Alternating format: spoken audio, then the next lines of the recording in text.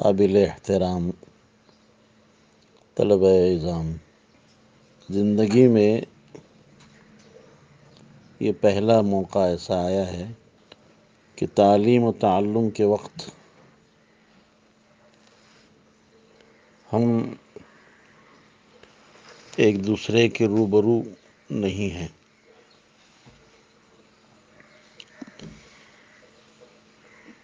اس بات کا مجھے اور شاید آپ کو بھی بڑا شدت سے احساس ہوگا۔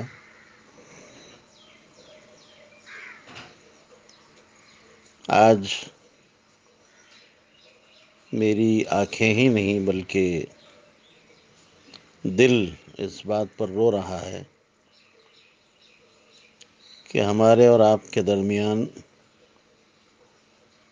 بعد مکانی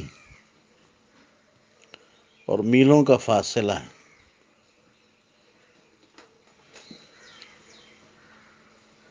ہم اور آپ مل کر دعا کریں کہ رب العالمین اس وبائے عام کو پوری دنیا سے ختم فرما کر امن و امان، چین سکون کی زندگی نصیب فرمائے، اور مدارس میں دوبارہ حسب سابق آپ مہمانان رسول کی چہل پہل اور رونق، بہجت، زینت پیدا ہو جائے۔ آمین یا رب العالمین۔ عزیز طلبہ، امسال آپ درجہ مشکات میں یعنی عربی ششم میں زیر تعلیم ہیں،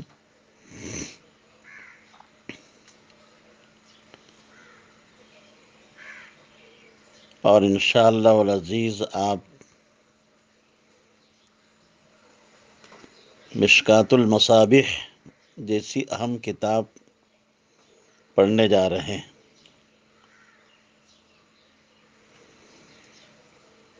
مشکات المصابیح یہ وہ کتاب ہے کہ جس کا تعلق علم حدیث سے ہے، فن حدیث سے ہے،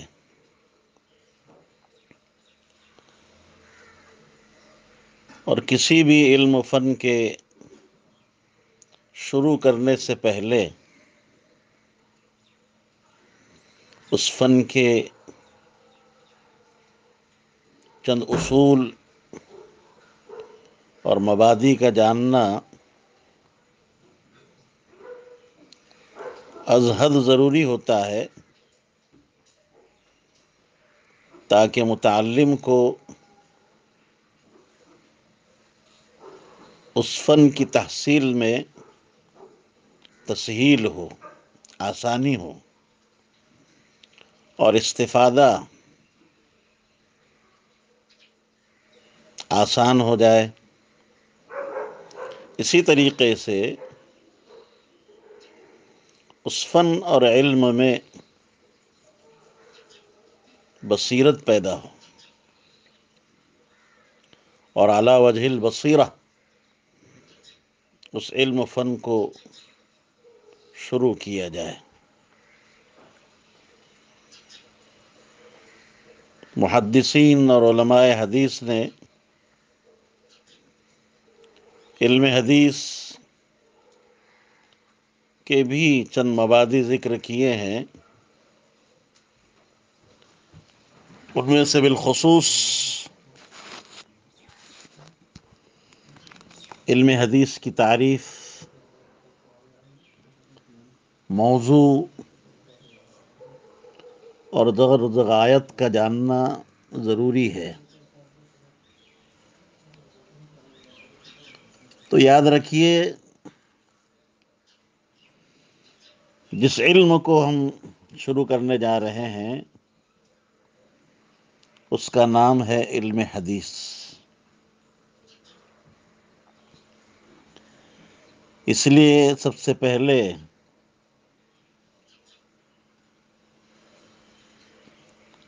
ہم یہ جان لیں کہ علم حدیث کسے کہتے ہیں۔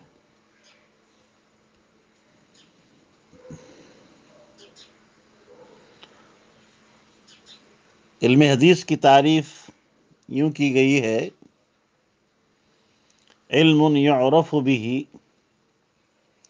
ما نسب الى النبی صلی اللہ علیہ وسلم قولا او فعلا او صفتا او تقریرا۔ وہ علم ہے کہ جس کے ذریعے سے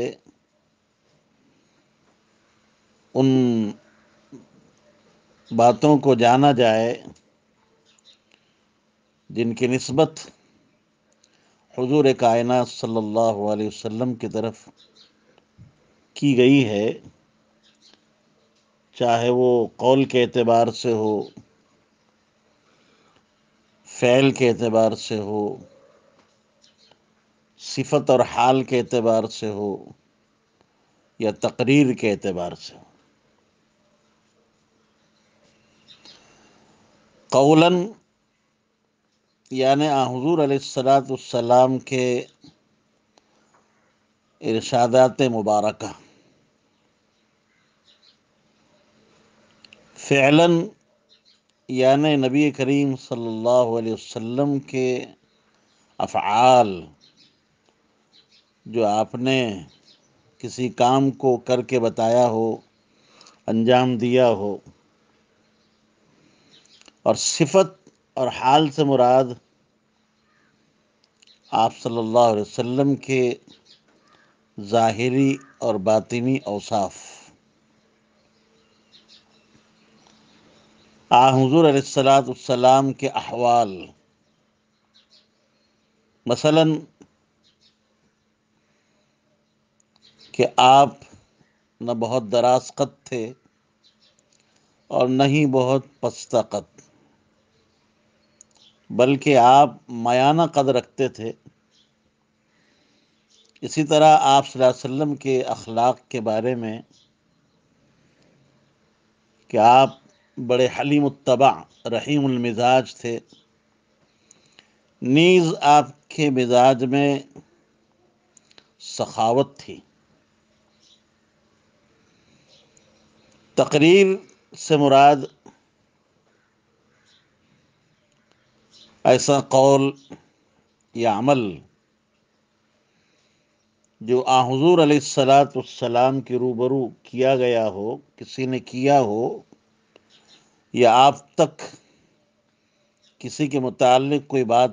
بتائی گئی ہو اور آپ کو اس کی خبر دی گئی ہو، اور آپ نے اس فعل پر، اس عمل پر، اس بات پر سکوت اختیار فرمایا ہو، خاموشی اختیار فرمائی ہو، تو حضور علیہ السلام کا سکوت اختیار فرمانا اور خاموش رہنا، یہ تقریر ہے، اور یہ بھی حدیث میں داخل ہے۔ اس لیے کہ حضرات انبیاء کرام علیہ السلام کسی بھی غیر مشروع بات پر سکوت اختیار نہیں کر سکتے، لہذا نبی کا سکوت اس بات کی دلیل ہوگی کہ وہ امر مشروع ہے۔ اگر وہ امر غیر مشروع ہوتا تو ہرگز نبی علیہ السلام اس پر سکوت اور خاموشی اختیار نہ فرماتے۔ یہ جو تعریف آپ حضرات کے سامنے کی گئی ہے، اس تعریف کی بنیاد پر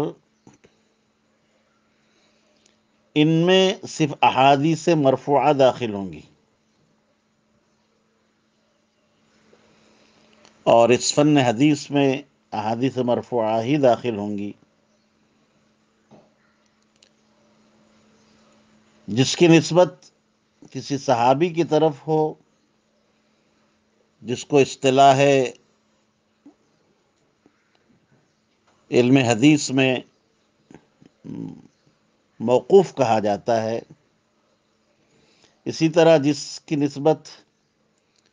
تابعی کی طرف ہو،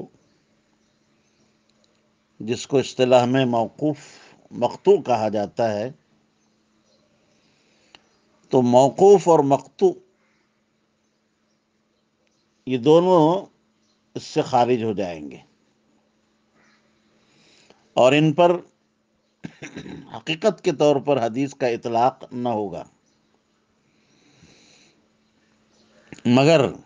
ہم دیکھتے ہیں اور پڑھتے ہیں اور سنتے ہیں کہ خود امام بخاری رحمۃ اللہ علیہ نے اور ان جیسے دیگر محدثین نے فن حدیث کی کتابوں میں احادیث مرفوعہ کے علاوہ موقوف اور مقطوع کو بھی ذکر کیا ہے۔ اس لیے بعض لوگوں نے علم حدیث کی تعریف اس طرح بھی کی ہے کہ ما نسب الی النبی صلی اللہ علیہ وسلم او الصحابی او التابعی، اس تعریف کے اعتبار سے نبی پاک صلی اللہ علیہ وسلم اور اسی طریقے سے کسی صحابی یا تابعی کی طرف جس کی نسبت کی جائے اس پر بھی حدیث کا اطلاق ہو سکتا ہے۔ البتہ جمہور محدثین اور علماء کے یہاں پہلی تو تعریف کی گئی ہے وہ راجح ہے۔ اب آپ کہیں گے کہ جب پہلی تعریف راجح ہے تو اس تعریف کے اعتبار سے تو موقوف اور مقطوع خارج ہیں، جبکہ محدثین نے اور امام بخاری جیسے شخص نے اپنی کتاب میں مقطوع اور موقوف کو جگہ دی ہے اور اس پر حدیث کا اطلاق کیا ہے، تو جمہور کی طرف سے اس کا یوں جواب دیا جا سکتا ہے کہ صحابہ اور اسی طریقے سے تابعین اعظام حضرت نبی کریم علیہ الصلاۃ والسلام کی اتباع کے بڑے ہی حریص ہوا کرتے تھے۔ اگر کسی صحابی سے یا تابعی سے کسی قول یا فعل کا صدور ہوا ہے تو دو حال سے خالی نہیں، یا تو وہ براہ راست رسول اللہ صلی اللہ علیہ وسلم کے اقوال ہیں،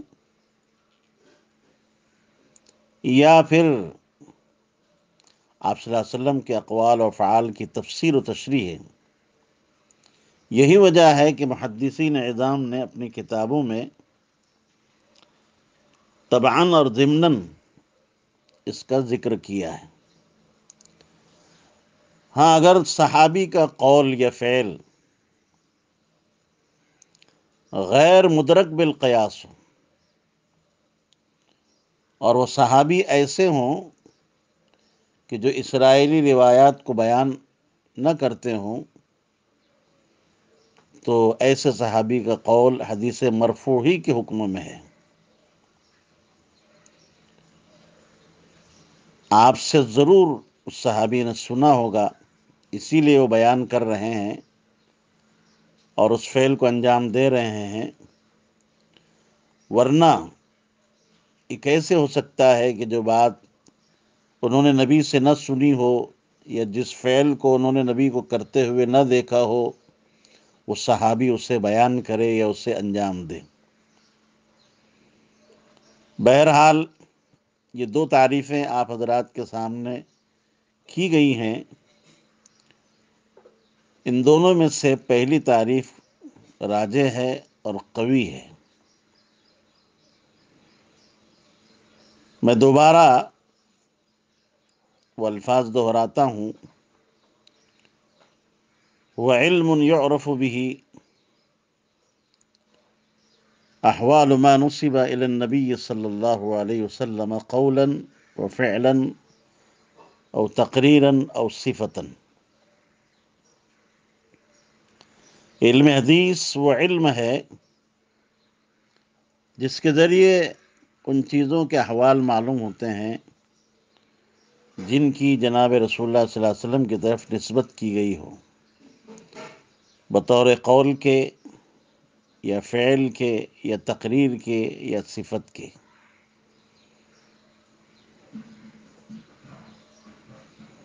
بعض حضرات نے صحابہ کرام رضوان اللہ تعالی عنہم اجمعین کو بھی داخل کیا ہے اور ان کے اقوال و افعال کو بھی حدیث میں شمار کیا ہے۔ بعض محدثین کی رائے یہ ہے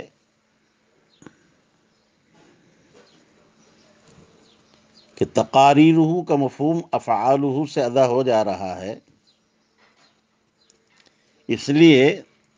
تقاریرہ کو مستقلاً ذکر کرنے کی ضرورت نہیں۔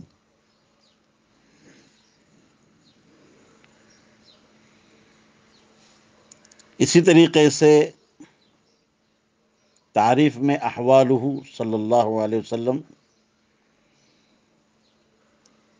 اس کے متعلق بھی بعض کی رائے یہ ہے کہ احوال دو طرح کے ہوتے ہیں۔ نمبر ایک، احوال اختیاریہ،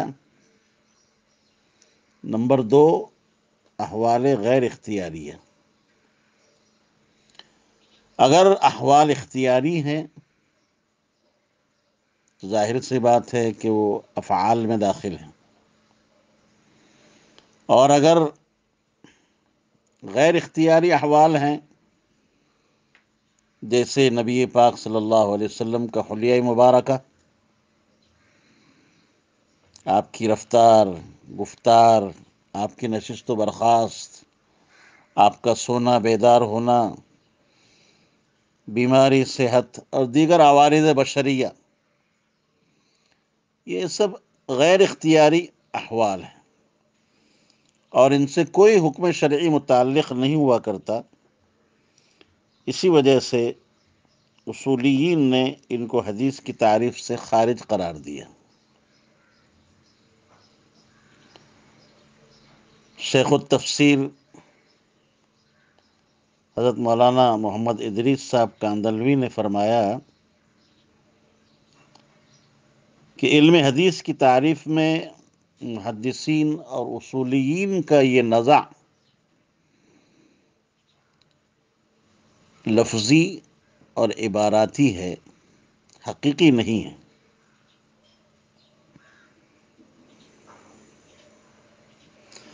محدثین کی غرض حضور کی جانب سے جو کچھ پہنچے اس کو بعینی ہی امت تک پہنچا دینا ہے۔ اس وجہ سے محدثین نے تعریف میں احوال کو داخل کر کے عموم پیدا کر دیا، اور ان کے برخلاف اصحاب اصول فقہ، ان حضرات کی غرض احکام کا استنباط ہوا کرتا ہے، اور غیر اختیاری احوال سے کوئی فقہی حکم مستنبط نہیں ہوتا۔ اس لیے انہوں نے احوال کو مستقل طور پر ذکر کرنے کی ضرورت محسوس نہیں کی۔